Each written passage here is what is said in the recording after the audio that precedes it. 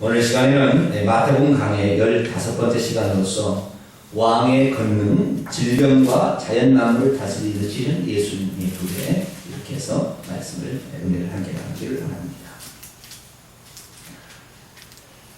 마태복음을 읽을 때마다 좀 특별하다라는 생각을 우리가 갖게 되는 것은 다른 복음서를 읽어보면 치유받은 사건을 이렇게 집중적으로 한 곳에 모아두지는 않습니다.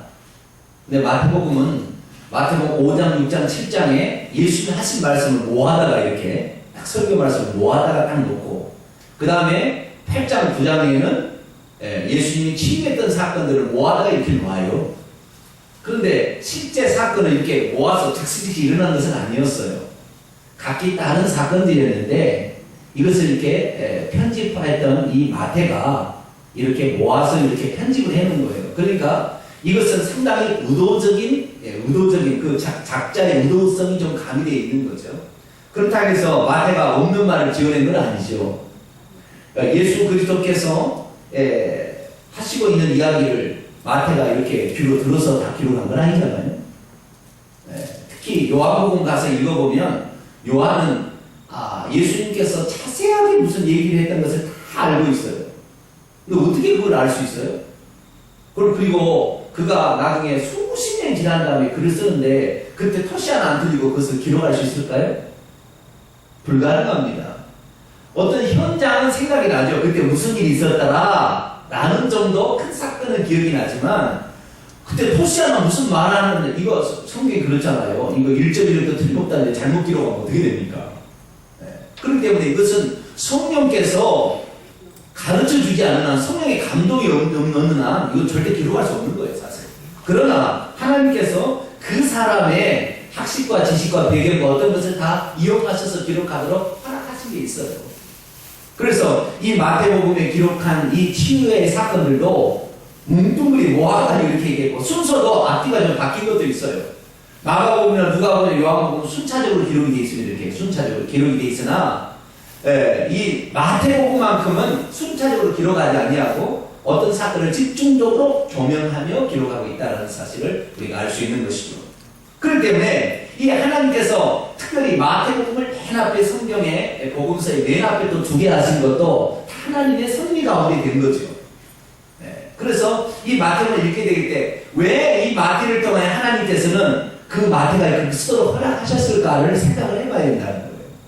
그러면 주님께서 오늘 우리에게 무슨 말씀을 하시려는가, 이 작자에 줬던 영감이 우리에게 오는 것이고, 그러다 보면 우리가 좀 더 주님께서 원하시는 음성을 쉽게 듣게 되고 그 다음에 가까이 듣게 되고 깊이 듣게 되는 겁니다. 할렐루야. 여러분 이왕이면 성경을 읽을 때 이런 그 작자에게 줬던 그 영감, 이런 것들 여러분에도 임하게 되기를 축원합니다. 그래서 이 마태복음 5장, 6장, 7장은 여러 흩어졌던 이야기를 모아서 얘기하는 것처럼 이 8장, 9장의 이야기도 여러 이야기를 흩어놓은 것을 모아서 얘기하고 있다. 그래서 우리는 여기 장점은 뭐냐면 사람이 어떻게 치유받는 것인가, 이 장면을 잘 연구해 보면 아하, 이렇게 치유를 받았구나 라는 사실을 아는 거예요. 하나 하다가 다른 사람이 또 나오면은 다음 잊어버리고 또 하는데 아주 문득 그래서 싹 얘기했으니까 아하, 사람은 이렇게 해서 치유가 되는구나, 예수님은 어떻게 사람을 치유하셨구나라는 사실을 집중적으로 조명할 수 있다 이 말입니다. 할렐루야. 그래서 오늘 말씀 끝나게 되면 아하, 내가 병이 안 들고 사는 법은 이런 거구나, 내가 병이 들어도 이렇게 하면 치료받는구나, 그것을 얻어가셔서 평생 건강히 사시길 바랍니다. 할렐루야. 아멘. 저처럼 건강히 사세요. 할렐루야. 아멘. 건강하게 살아야 돼요. 저를 아직도 30대로 보는 사람이 있습니다. 아멘. 그렇다니까요, 세상은. 맞습니다. 20대 총각이라고 하면 조금 이상하고, 자, 30대로 보게 되는 것은 이 정말 병을 어떻게 치료하는지 그 원리를 아는 거죠. 이렇게 하면 병이 걸리고 이렇게 하면 병에서 치료되는구나. 이걸 알면 주님께서 이와 우리를 구원하셨는데 이 전인적인 구원 아니겠습니까? 할렐루야. 영혼만 구하는 것이 아니라 육신도 같이 구원하신 거예요. 그래서 우리가 이왕이면 건강히 살아서 주님이 쓰시라고 하실 때 제가 여기 있습니다 하고 드려야 되지 않겠어요? 그러니까 이 말씀을 통하여 육신의 질병도 영혼의 치유도 다 이루시는 귀한 시간이 되기를 바랍니다. 자, 그러면 이 마태 기자는 왜 하나님의 말씀, 그러니까 예수님이 하신 말씀을 집중적으로 5장, 6장, 7장에 기록하다가 또 치유 사건을 기록했는가? 이것은 의도가, 첫 번째 의도는 뭐냐면 주님은 말만 하지 않냐고 실제가 있다 라는 것입니다. 어떤 사람은 말만 하고 능력이 없어요. 우리 주님은 말만 하시는 분이 아니라 말장난 하시는 분이 아니다. 그분의 말은 서기관과 바리새인과 같지 아니하다. 그의 말은 실제로 일어난다. 그의 말이 들어가면 사람도 치유된다. 이런 것을 이 사건들을 몽뚱그리 이렇게 얘기함으로써 알도록 하기 위해서 막 모아놓은 거예요. 뿐만 아니라 여기 사건에는 자, 아까 제가 등장인물을 잘 주의해서 보라고 했죠. 이 등장인물은 두 가지로 나눌 수가 있습니다. 하나는 유대인, 하나는 이방인, 이렇게 나눌 수가 있어요. 자, 이방인은 누구였을까요? 뭐부터 이렇게 합니까? 예, 드디어. 여기서 이방인은 누굴까요? 백부장. 예, 백부장. 이 백부장은 로마 군대의 백부장이니까 당연히 이방인이죠. 그 다음에 또 한 사람이 있어요? 또 한 분가? 자, 다시 사건을 점검해봅니다. 맨 처음에 문둥병자 나오죠? 그 다음에 두 번째는 백부장이 그 하인이 그 거친 장면이 나오죠? 그 다음에 세 번째가 뭐죠? 베드로의 장모가 나오죠? 그 다음에 그 다음에 이제 그쪽 동네에 귀신 들리고 병든 자들 다 나오죠? 가버나움 동네. 그 다음에 삽입으로서 그 서기관과 제자들이 그렇게 주님을 따라가겠다 뭐라 하면 이렇게 할 때 아니다 이걸 막 얘기하는 장면이 나오고 두 장면이 끼어들어가서 삽입으로 나오고 그 다음에 또 어떤 장면이 나오죠? 바람과 파도를 잔잔케 하는 장면이 나오고 그 다음에 가다라 지방에 귀신 들린 자가 나오고 그 다음에 중풍병자를 4사람이 들고 와서 고치는 장면이 나오죠. 네, 이게 총 10가지 사건이에요. 이게 10가지 사건인데 이 중에 7가지 사건은 병든 자를 치유하는 사건인데 여기에서 두 종류의 사람이 이방이 나오는 거예요. 지금 보니까 또 다른 사람 누굴까요?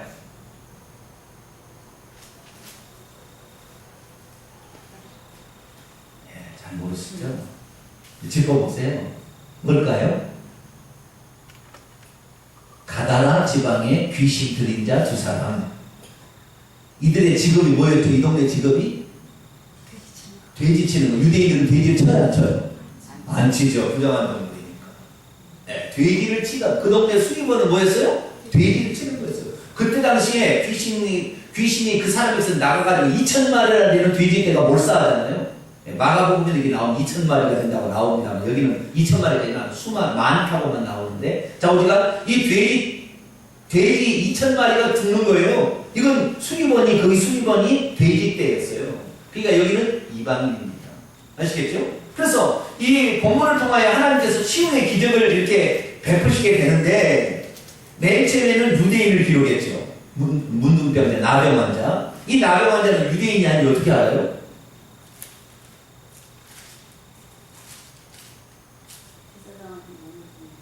할렐루야. 레위기 14장의 율법에 보면 사람이 문둥병에 걸렸다 나오면 제사장에 가서 자기 몸을 보여서 깨끗이 나았다 하면 정결 예식을 통하여 뭐 비둘기를 잡아서 뭐 우슬초에다가 해가지고 씻은 물에 이렇게 하고 하나 날리고 뭐 이렇게 하고 그다음 일주일 뒤에 또 와서 검사해봐가지고 이런 제사를 드리고 뭐 그런 기적이 있잖아요. 그렇듯이 이 사람은 유대인이니까 예수님께서 네가 나았다 한다면 제사에 가서 보이라 이렇게 한 거죠. 그래서 이 나병 환자는 이방일 수도 있으나 유대인입니다. 네. 그래서 유대인으로 시작했다가 중간중간에 이방인을 끼워 넣는데 이 이방인을 끼워 넣는 것은 무엇입니까? 우리 주님께서는 유대인들만을 위해서 오신 것이 아니라 이방인들의 고통받는 현장도 주님이 치유하시기 원하신다는 것을 일부러 넣은 거예요. 할렐루야. 네. 당신이 좋아하는 그리고 당신의 피부치만이 아니라 전혀 관계없는 사람이라 할지라도 일부러 가다라 지방을 배를 타고 찾아갑니다. 일부러 찾아가요. 그렇게 해서라도 그 이방인의 고통받는 현장을 고쳐주시길 원한다는 주님의 마음을 여기에다가 기록하고 있는 것이죠. 자, 그럼 첫 번째 사건부터 보도록 하죠. 첫 번째 사건은 뭐죠? 한 나병 환자가 나와서 절합니다. 자, 나병 환자가 만약에 나병 환자라면 예수님께 나오기가 쉬울까요? 어려울까요? 어렵죠. 왜 어렵습니까? 율법 규정에 나병이 걸렸으면은 손을 위에다가 이렇게 입술 위에다가 또 나는 투정합니다 이렇게 하고 도망쳐야 된다고 그랬잖아요. 나병 환자 이렇게 전염성이 있다 해가지고 그 같이 못 살게 했어요. 그래서 따로 나병 환자 초원이 있었던 거예요.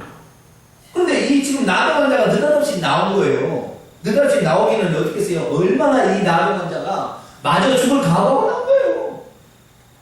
그냥 여기서는 그냥 나병 환자가 나와서 무릎을 꿇고 이렇게 절하면서 고쳐달라니까 그런 모양이다 그러는데 이 사람들은 죽을 각오하고 나온 거예요. 내가 가다가 예수님 만나다가 혹시 내가 나병 환자라고 알고 사람이 돌로 때리면 나는 죽으리라 그러고 나온 거예요 지금. 그런 믿음이 있게 되기를 축원합니다. 네, 그런 믿음이 있어야 됩니다. 네. 주님, 내가 한번 주님 만나러 가다가 못 만나러 가다 죽더라도 한번 만나러 죽겠다. 이런 마음으로 지금 나온 거예요. 그러니 예수님을 만나면 어떻게 나오는지 모르겠어요. 자원이가 숨어서 있다 나왔든지 어쨌든 예수님 한번 만나야 되겠다 생각하고 그 앞에 엎드려서 전화서 말니까 주님께서 원한다면 저를 깨끗이 할 수 있을 겁니다. 또 그의 소원을 주님께 알렸습니다. 그러자 주님께서 손을 내밀어서 예수님이 치유하실 때는요, 치유하실 때는 세 가지 방법으로 딱 치유하세요. 오늘 본문을 보시면 세 가지 방법으로 사람을 치유하세요. 첫 번째는 뭐냐면 몸을 이렇게 손을 이렇게 대셔가지고 접촉 이제 이렇게 손을 대셔서 치료합니다. 그럼 또 하나는 말씀 백분하고 말씀만 해도 되는 거죠. 그죠? 말씀만 해도 되는 거죠. 또 하나는 귀신을 쫓아내심으로 이렇게 치유하세요. 아시겠죠? 네, 그래서 예수님이 치유하는 세 가지 방법은 셋 중에 하나예요. 그래서 오늘 우리가 치유받으려면 셋 중에 하나가 돼야 되는 거예요. 내게서 귀신이 나가든지 예수님이 손을 대시든지 아니면 말씀만 믿어도 내가 낫겠다는 믿음이 있든지 할렐루야. 그 세 가지 중에 있으면 돼요. 근데 이 백부장의 믿음은 번거롭게 하시지 오시지 않아도 된다는 믿음을 가졌더니 주님께서 너무 극찬을 하시는 장면이 나오죠. 근데 맨 처음에 그 문둥병자는 주님께서 일부러 손을 대신 것 같아요. 왜? 안 되게 돼 있거든요. 못 돼. 뱀을 부정하게 돼 있는데 주님께서는 너를 나는 버리지 않고 너를 사랑한다 라는 마음이 이게 아시겠죠? 이게 손을 댄 게 그냥 그가 믿음이 없어라기보다는 다른 사람은 너를 다 피하고 도망가고 너를 돌로 치지만 나는 너를 사랑한다. 할렐루야. 네, 이런 마음으로 손을 대신 거예요. 주님이 손을 대시면서 말하니 내가 원한다. 깨끗함을 받아. 할렐루야. 그 순간 즉시 성경에 보니까 즉시 그의 나병이 깨끗해졌다. 그렇게 얘기합니다. 근데 주님께서요 이제 나병 환자를 고치실 때 이 사실을 아무에게도 말하지 말고, 그죠? 아무에게도 말하지 말고, 누구에만 가서 알려라? 제사장에 가서 알려라. 이렇게 얘기하는 거죠. 제사장에 가서 알리라는 것은 그가 나았다는 사실을 확인을 해라. 라는 말씀일 수도 있어요. 그런데 그 끝머리에 한마디 추가한 말이 좀 특별해요. 한번 보십시다. 4절입니다. 예수께서 이르시되 삼가 아무에게도 이르지 말고 다만 가서 제사장의 내 몸을 보이고 모세의 명한 예물을 드려 그들에게 입증하라. 그들이 누굴까요? 제사장들일까요? 제사장은 단수예요. 제사장에게 보이라. 그런데 그들에게 입증하라 이건 뭐예요? 네? 지금 뭔가 지금 예수님이 지금 하시는 일에 대해서 지금 이렇게 관심을 갖고 있지만 좋지 않게 관심을 갖고 있는 사람들에게 말하라 이런 거예요. 이게 무슨 말이냐면 지금 예수님이 하시는 행동을 곱게 보는 사람들이 거기 있어요. 계속 그런 사람이 등장하는데 여기서 이 말을 하는 이유는 뭐냐면 말이요. 저는요 이 사건 중에서 마태가 이 백부장의 사건을 먼저 기록할 수도 있잖아요. 그런데 백부장의 사건은 그 다음에 기록을 하고 먼저 유대인의 사건을 기록했죠. 나병 환자를 기록했죠. 이렇게 기록을 하면서 그때 제사장의 그 몸을 보이라 이렇게 얘기하는 것은 이 나병 환자라는 것은 고칠 수 있어요? 없어요? 고칠 수 없는 것입니다. 중풍병은 혹시 기적적인 일이 나타날 수도 있어요. 그렇지 않습니까? 네, 혹시 이렇게 어떻게다가 나을 수도 있으나 나보면 혹시 나는 건 없어요. 그죠? 않아요? 중풍병은 어디다 막혀있다가 어느 날 의외를 잘 치료했는지 혈관이 확 뚫렸어요. 그래가지고 다시 건강할 수 있긴 있어요. 그렇잖아요. 그렇지만 나는 한다는 분이 나올 수 없는 상태입니다. 이걸 뭐냐면 지금 이스라엘의 종교적인 상태, 이 이스라엘의 영적 상태가 도저히 나을 수 없는 상태에 있다. 지금 그것을 지금 말해주고 있는 거예요. 그래 도저히 나올 수 없는 상태인데 내가 와서 너희를 고치려 왔다는 것을 이제 내가 너를 통해서 종교 지도자들에게 알리고 싶다. 너희들은 도저히 해방 막을 수 없고 고칠 수 없는 상황에 너희들 완전히 근데 끝났다. 그러나 끝난 게 아니라 내가 너희들이 원하기만 원한다 한다면 내가 죽을 감으로 내가 주님 앞에 너희들이 나오기만 한다면 나는 너를 얼마든지 고칠 것이다. 그것을 종교 지도자들에게 얘기해라 이 말이에요. 제사장이 이 문둥병자가 나은 장면을 보고 어떻게 나았는지 물어봤을 거 아니에요? 그냥 나을 일이 없으니까 그런 일이 없어요. 현대 의학도 불가능한 일이니까. 그런데 그 사건을 접했을 때 제사장이 물어봤을 거 아닙니까? 그러면 제사장이 그 얘기를 듣고 어떻게 얘기했어요? 둘 중에 하나 가능이죠. 하나님께서 우리 민족을 사랑하사 임마누엘 하셨구나. 이걸 깨닫든지 아니면 무슨 어떤 사기가 나왔나? 응? 아니면 이 제사장이 소문을 일찍 들었다고 한다면 우리들의 영역을 침범해 들어온 저놈을 가만두지 않겠다라는 생각도 할 수 있을 거예요. 여러 가지 생각을 하게 됩니다. 그런데 제사장은 그게 나왔다는 대목이 없어요. 그러니까 이스라엘 민족의 상태가 지금 도저히 나중에 그랬어요. 주님께서 그 15장이냐 나중에 배우겠습니다만은 수로 본인의 여인을 치료할 때 그러잖아요. 우리 15장 한번 읽어볼까요? 15장 24절 15장에 고쳐달라고 이방 여인이 그를 했을 때 하시는 얘기가 있어요. 24절 시작. 예수께서 대답해 이르시되 나는 이스라엘 중에 잃어버린 양 외에는 다른 데로 보내심을 받지 아니하였노라 하시니 예수님의 마음은 다 어디서 항상 이방인보다는 유대인에게 먼저 있는 거예요. 나는 너희들을 고치길 원하고 내가 유대인으로 태어났고 내가 너희들 약속을 갖는 너희들에게 나는 사랑을 베풀기를 원한다. 사랑을 베풀기 원한다. 그걸 좀 알아달라. 종교 지도자들아 너희들을 내가 구원하러 왔다는 것을 좀 제발 알아달라. 이것을 일부러 제사장에 가서 말하라고 얘기하는 거예요. 그러나 실제 이스라엘 백성은 그렇게 하지 않았죠. 그런데 그 다음 장면입니다. 가서 8장 5절부터 백부장이 나옵니다. 이방인이 나왔어요. 가버나움에 주둔하고 있던 그 군대에 100명의 군사를 거느리는 백부장이 예수님께 나와서 말합니다. 주님, 내 하인이, 여기 하인이라는 말은 원문에 보면 하인이 아니에요. 내 아이가, 파리스라는 단어로 써 내 아이가라는 말이에요. 그런데 이 하인이라고 번역된 게 다 원래 아이라고 나와요. 근데 다른 데서 종이라고 나오니까 그리고 다른 복음서에 보면은 내 사랑하는 그 백부장이 사랑하는 종이라고 나와요. 거기 백부장이 사랑하는 종. 그러니까 아마 이 백부장은 참 마음씨가 좋았던 것 같아요.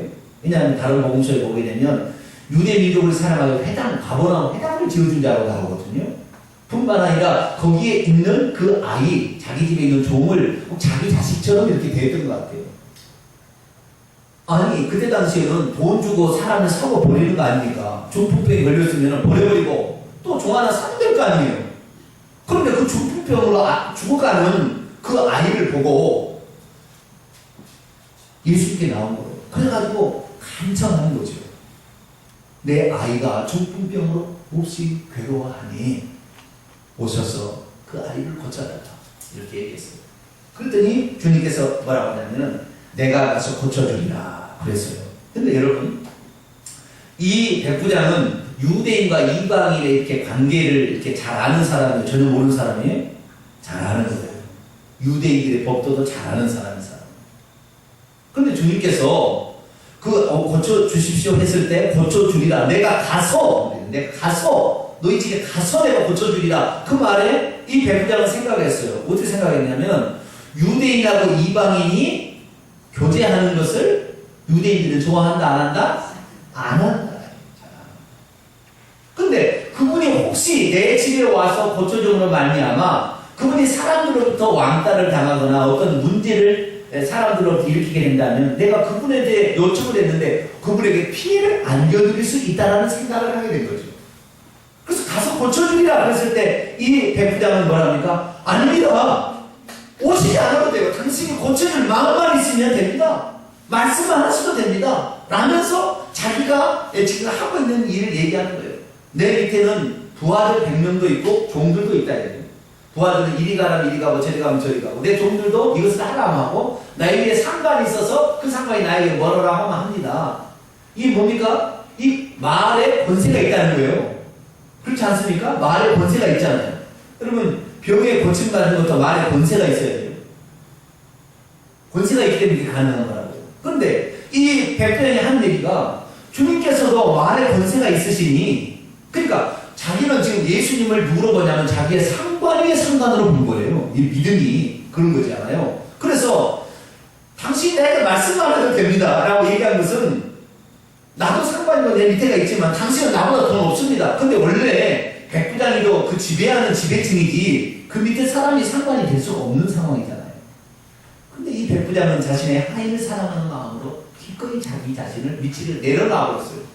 원래 위치가 있는데 위치를 내려놨어요. 그래서 우리나라가 다른 그 어떤 나라보다도요 하나님을 잘 믿게 되는 것은 겸양 보조 어간이 있어요. 사람을 높이는 두 가지 방법이 있거든요. 그 사람을 높여서 나는 가만히 있고 그 사람을 높여버림으로 높이는 방법이 있는가 하면 그 사람은 내비두고 나를 밑으로 내려버리면 높일 수가 있어요. 그래서 우리가 주기도문에도 원래는 우리나라 말만 있는 거예요. 네. 나라가 이마옥 시고 옵이라는 말이 나오잖아요. 옵, 사옵 이런 말이 나오는데 이것은 자기 자신을 낮추는 거예요. 그러니까 시는 존칭이에요. 그래서 이마옵 시고는 하나를 올리고 나를 내렸으니 두 단계 올라가는 거. 할렐루야. 이런 번역은 대한민국밖에 없습니다. 전 세계에 이렇게 번역할 수 있는 말이 존재하지 않아요. 우리나라에만 있는 아주 특별한 거예요. 그런데 자 예수 그리스도 그분을 상관으로 올려버리고 자기를 내려버리는 거예요. 할렐루야. 그렇게 자기 자신을 낮춰버리고 땅바닥에 낮춰버리는 거죠. 그러니까 주님께서 어찌 너는 그럴 수가 있냐 이거죠. 내가 가서 고쳐준다고요? 아니요. 오실 필요 없습니다. 당신은 나의 하늘같은 사람들이라고 나는 믿습니다. 그러니 말씀만 하여 주옵소서. 그래서 이 백부장의 믿음을 보고요. 이스라엘 중에 이만한 믿음을 내가 발견할 수가 없다. 할렐루야. 그러면서 정말로 이 지금 이스라엘 사람들의 상태를 이제 미래를 예고해 주는 것인데 그게 이제 설명이 나옵니다. 11절에 보니까 동서롭던 많은 사람이 동서롭던 이방인들이요. 이방인들이 이르러서 아브라함과 이삭과 야곱과 함께 천국에 다 들어가게 될 것이다. 왜? 이방인들은 믿음이 있기 때문에 이 강력한 믿음. 나는 오라고 해도 안 온다 이거지. 진짜니 얘기하고 회개 안 온다 이거예요. 절대 안 온다 이거예요. 근데 너는 대체 누구의? 네? 너는 나보다 위에 있는 어떤 지배자의 권력층인데 나한테 내리면서 그렇게 하냐. 이방인들이 이렇게 되리라. 할렐루야. 그래서 오늘날 이방인들이 말이죠. 주님을 더 사랑하고 주님을 더 의지하니까 유대인들은 망해가고 말이죠. 단순히 목숨 연명하는 상태에 있지만 그러나 우리 이방인들은 더 하나님의 세계 선교를 2000년에 이방인이 맡깁니다. 할렐루야. 천국에 앉으면 그 나라 그 왕국의 본사선 유대인들은 바깥 어두운 데 쫓겨나 슬피 울며 이를 가게 될 것이다.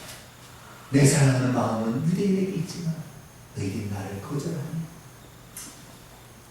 너희들이 나를 거절하니 얼마나 마음 아픈지 모르겠다. 이 말입니다. 그리고는 그 백부장에게 믿음대로 될지어다 선포하셨습니다. 그래서 오늘 우리의 치유는요 믿음대로 되는 거예요. 믿음대로 되는 거예요. 믿음대로 되는 거예요. 내 삶의 모든 문제는 사실 믿음으로 반응할 때 만사형통하리라. 할렐루야. 믿음으로 사는 자는 하늘 위로 받으리라. 할렐루야. 네, 그렇게 되는 줄 믿으시기 바랍니다. 예수님께서 그 다음에는 이제 베드로의 집에 들어갑니다. 베드로는 장가를 가서 그의 장모가 있었는데 들어가서 보니까 베드로의 장모가 어떤 상태? 열병을 안아놓고 있었어요. 만약에 이 열병을 안아놓는 것을 미리 알았다고 한다면 아마 갔을 텐데 가서 보니까 그런 것 같아요. 급성 열병이 온 것 같아요. 열병이 왔는데 이때도 열병은 뭐예요? 전염병이잖아요. 그럼 말로서만 할 수도 치료하는 게 사랑이 깊은 거예요? 만지면서 하는 게 사랑이 깊은 거예요? 만지면서. 네, 할렐루야. 그래서 주님 만지신 거예요. 네, 만지시면서 그의 만지셨더니 그의 열병이 떠났는데 누가복음 얘기하니까 열병을 꾸짖었다라고 돼 있어요.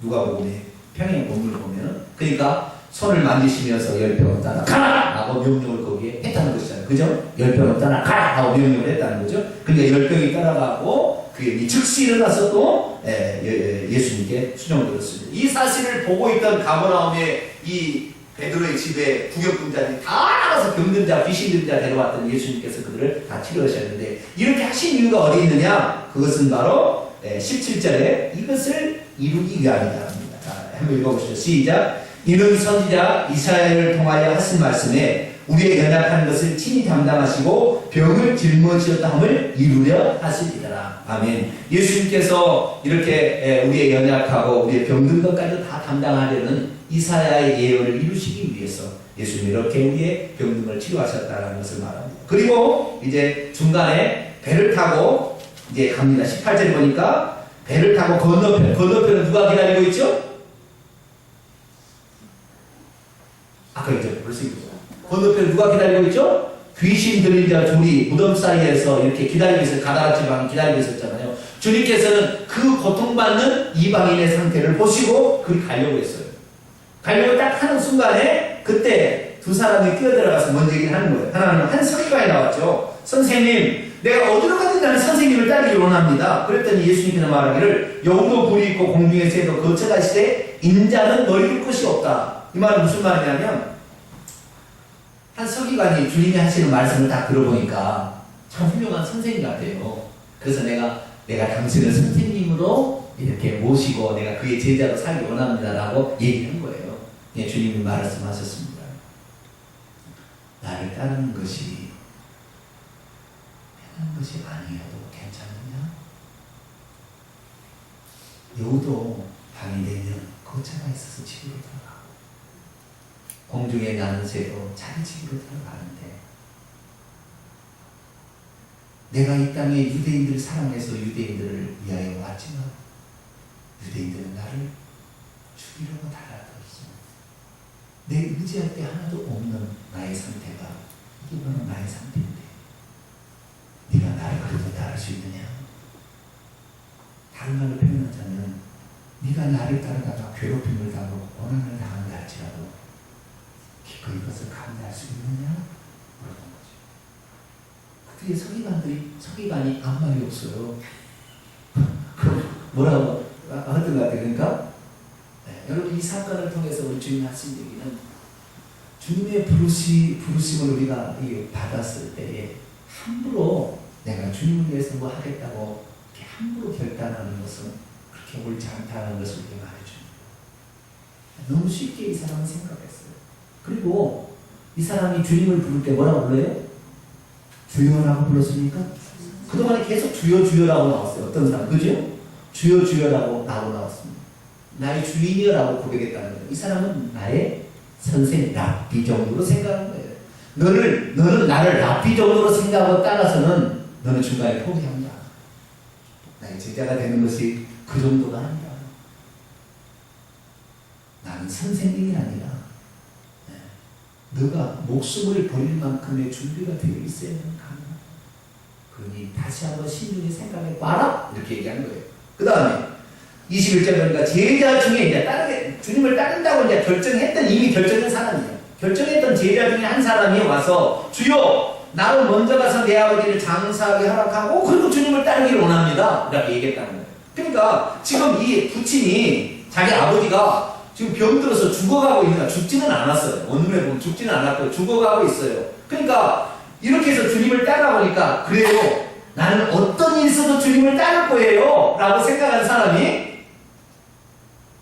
그렇게 말하는 거 보니까 아버지가 돌아가시게 되겠는데 아버지 장례를 치르고 따랐으면 좋겠다는 거예요. 제 생각에. 이게 보통 일이 아니라는 것을 알고 내가 장사를 지낸 다음에 내가 주님을 따르기 원합니다. 그랬을 때 주님께서 뭐라고 하느냐?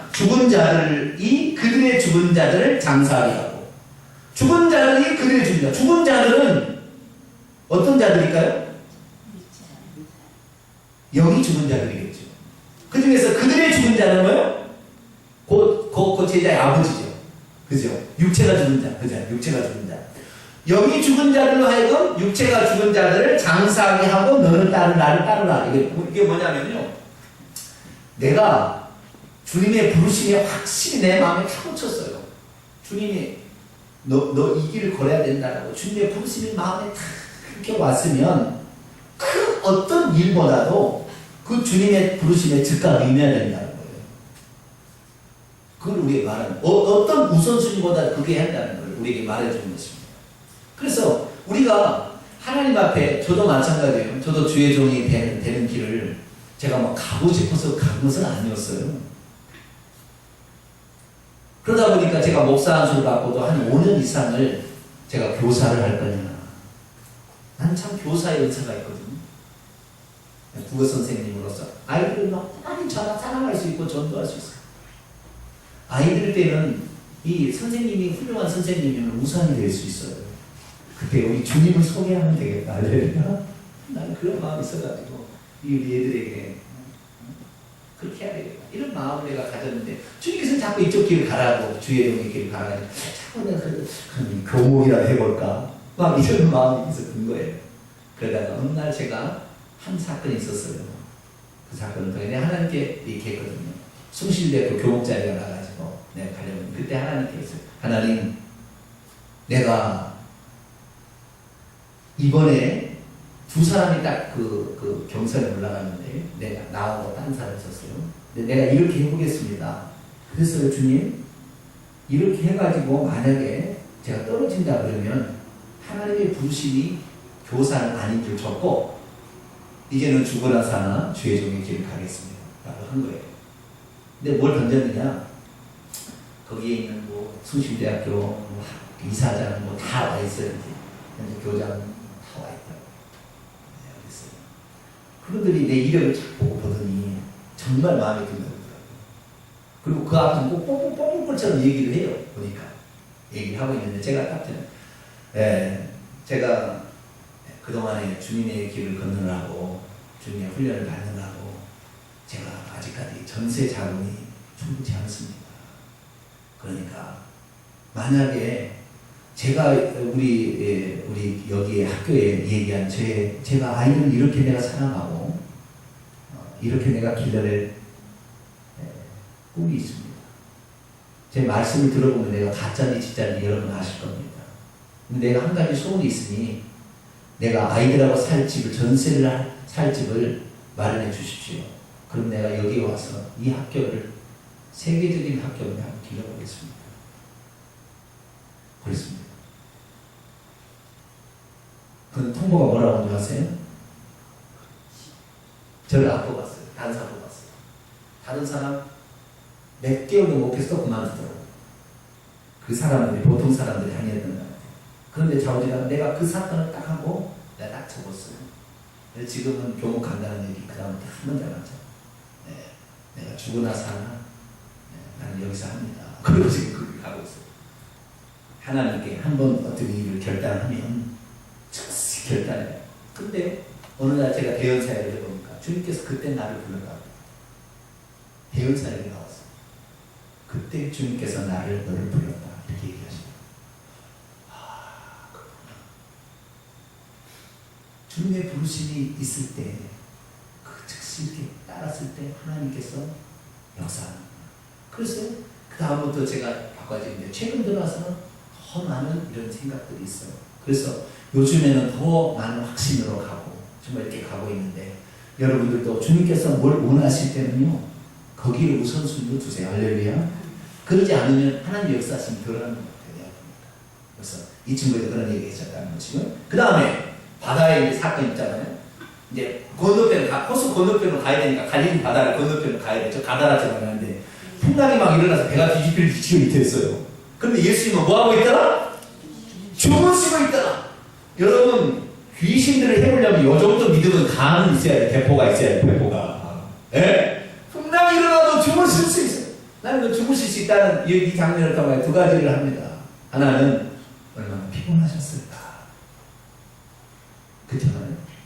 그 다음에 또 하나 우리 주님은 하나님을 믿는 믿음이 우리가 다르구나. 그렇게 일어난 거예요. 죽게 생겼어요. 그러면 풍랑이 왜 일어났습니까?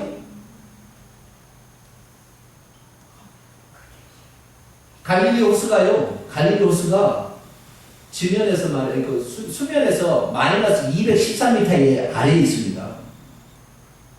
해수면보다 우리 바다의 해수면보다 213m 아래에 있어요.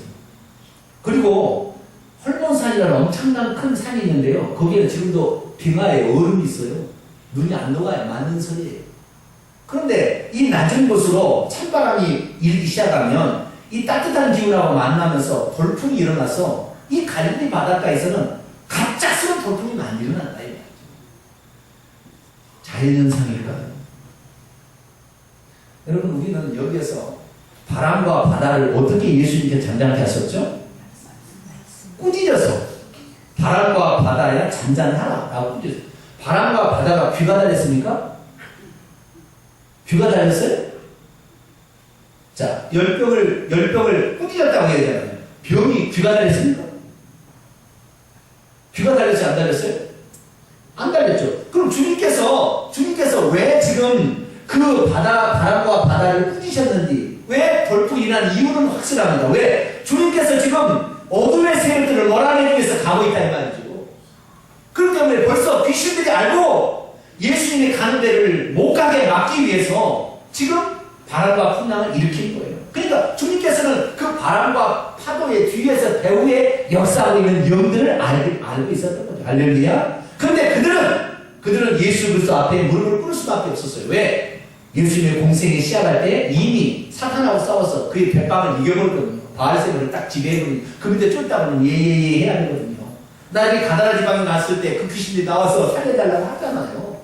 네. 그런 거 보게 되면 지금 우리의 일어나는 일상생활의 사건들이 사실 다 뒤에서 다 악한 영들이 어둠의 색 원수가 우리를 넘어뜨리기 위해서 지금 하고 있는 거예요. 그런데 이 제자들은 뭐예요? 그 현상만을 보고 두려워했어요. 그러나 주님은 그 배후에 그것들이 장난하구나. 바람과 파도에 잔잔하라. 이렇게 얘기함으로 장난하게 되었습니다. 귀신이 얼마나 귀신처럼 하는 거예요. 그래서 이제 건너편에 가다라 지방으로 갔더니 아니나 다를까. 귀신에게 그냥 그 귀신이 속에 들어왔는데 몇 천 마리가 들어왔어요? 두 사람에게? 2천만. 한 사람당? 1000마리. 여러분, 사람 속에 귀신이 몇 명이나 들어올 수 있다고? 최대한 1000마리 더 들어갈 수 있다는 여기 장면 보잖아요. 네? 귀신이 들어가 있으니 귀신이 그 속에 들어가 있는 증상은 귀신의 힘을 발휘하게 됩니다. 그렇기 때문에 아무도 쇠고랑을 채웠으나 그를 제어할 사람이 없어서 뜯어버리고 무덤사이를 막 돌아다니고 옷을 벗고 돌아다니는데 아무도 그를 제어할 수가 없었는데 주님께서는 멀리서도 그걸 보셨어요. 이방인의 상태가 저렇다. 귀신에게 완전히 사로잡혀서 유대인들은 귀신에게 사로잡히는 않았지요. 그죠? 네. 그렇게 많이 사로잡히는 않았지만 이 이방인들은 완전히 귀신에 사로잡혀서 그들이 망나니가 되어가고 라는 사실을 아시고 그걸 지하기 위해서 오신 거예요. 그럼 귀신은 귀신처럼 압니다. 예수님을 더러 뭐라고 합니까? 하나님의 아들 예수여라고 나갑니다. 어느 누구도 하나님의 아들인지 제자들도 몰랐어요. 그런데도 귀신들은 벌써 귀신같이 다 영의 세계에 들어가면 거짓말을 못하는 거예요. 하나님의 아들 예수여, 나는 당신이 누구인지 하나님의 거룩한 자입니다.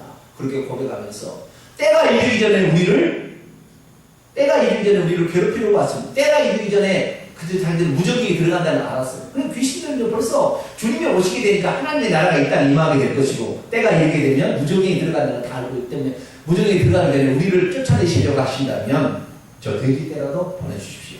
그래서 결국에 돼지 떼에 이렇게 자기들을 들여다보라 해서 예수님께서 허락하심으로 결국에 돼지 떼가 돼지 떼에 그 귀신이 들어가면 돼지 떼는 언제 합니까? 돼지도 미쳐버리지. 네, 그 돼지도 미쳐버렸어요. 그래가지고 막 내리달아서 호수에 가서 몰살하라고 했는데 이방인들의 모습을 보세요. 귀신들을 돼지를 치고 있는 그들이 돼지 떼가 죽자 예수님께 어떻게 했어요? 고맙습니다. 감사합니다. 그렇게 했나요? 아니면 이 동네 떠나라고 했나요? 이들은 수익원이 뭐였어요? 돼지 치는 거였는데 이들은 돈이 주님보다 더 중요했던 거예요. 주님은 이방인을 사랑해서 그들을 고난을 가십니다. 우리 예수 믿는 이방인들 너무나 중요해요.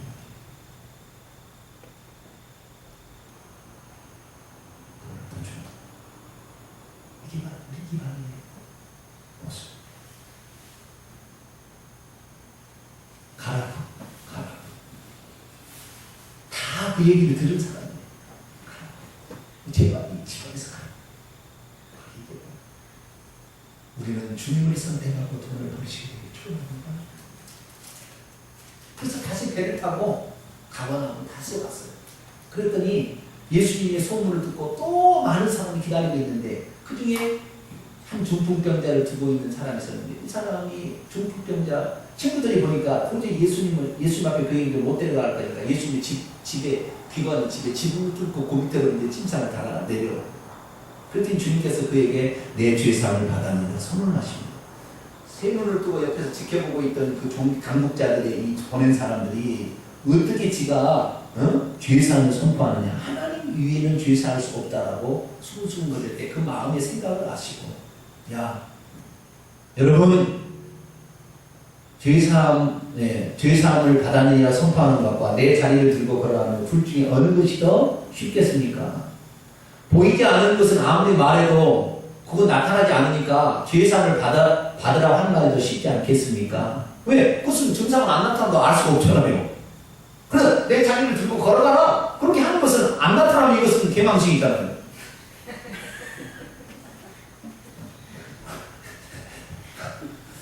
그럼 어느 것이 쉽겠느냐? 말로 해. 내 죄사함을 받았는데 아무리 떠들어봤자 그거 뭐 확인할 일이 없잖아요. 그게 쉬운 일이다. 그런데 내가 왜 쉬운 일을 먼저 하는 줄 아느냐? 인자는 이 땅에서 죄사하는 권세가 있다는 것을 너희들이 알게 하고 먼저 그것을 그러니까 치유사에게 한 가지를 더 집어넣은 거예요. 그러니까 죄사함을 먼저 선포하고 그 다음에 일어나서 내 자리를 들고 걸어가라. 그랬더니 침상을 들고 걸어갔다. 이렇게 얘기하는 것입니다. 자 여기서 우리가 한 가지 생각을 이렇게 결론입니다. 잘 보세요. 예수님께서 죄사함을 선포했을 때 사람들이 참나마도다 신성을 모르겠다 그랬잖아요. 누구만 죄를 사할 수 있죠? 하나님만 죄 사할 수 있어요. 자 그러면 왜 하나님만 죄를 사할 수 있는지 아세요? 그 이유를? 사람이 하면 안 됩니까? 자 예를 들어보겠습니다. 김은하 집사님이 나한테 죄를 지었어요. 네? 죄를 지었어요. 그런데 죄를 사할 수 있는 방법이 죄를 사할 수 있는 방법은 내가 용서해 주는 것밖에 없잖아요. 그잖아요. 나한테 죄를 지었으면 내가 용서해 주거나 그거 아니면 변상을 하든지 뭐 어쨌든 그거 하든 둘 중 하나잖아요. 내가 용서해 주면 되는 거잖아요. 근데 당사자는 용서가 되는 거예요. 자, 이스라엘 모든 백성이 죄를 지었습니다. 누구에게 죄를 지은 거예요? 하나님께 죄를 지은 거예요. 그런데 예수님께서 지금 죄를 사한다라는 것은 내가 하나님이다. 나만 죄를 사할 수 있다 이거예요. 그렇잖아요. 지금 얘기가 그럼 그 장면을 통하여 하나님께서 지금 자기 앞에 이스라엘 민족을 구원하러 오셨다라는 것을 깨달았어야 되는데 오히려 그것을 참나마도다. 하나님이 사람이 되어서까지 우리를 구원하러 오시다니 라고 생각을 했어야 되는데 그 생각은 뭐야?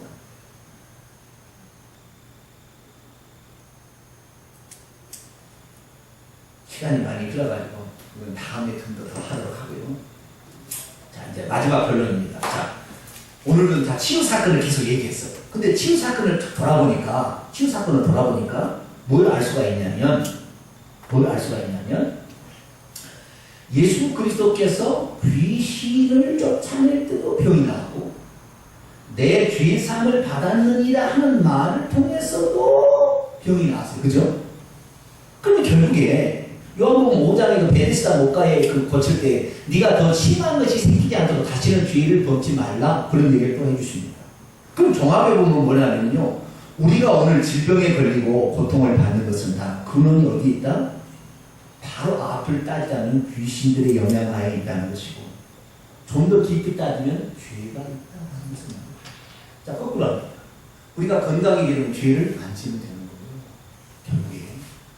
그럼 죄를 안 질 수는 없고 그럼 어떻게 합니까? 우리가 자백함으로 늘 회개해서 우리의 잘못을 조금 하는 세밀한 것이라도 죄로 알고 깨닫는 사람은 병이 없어요.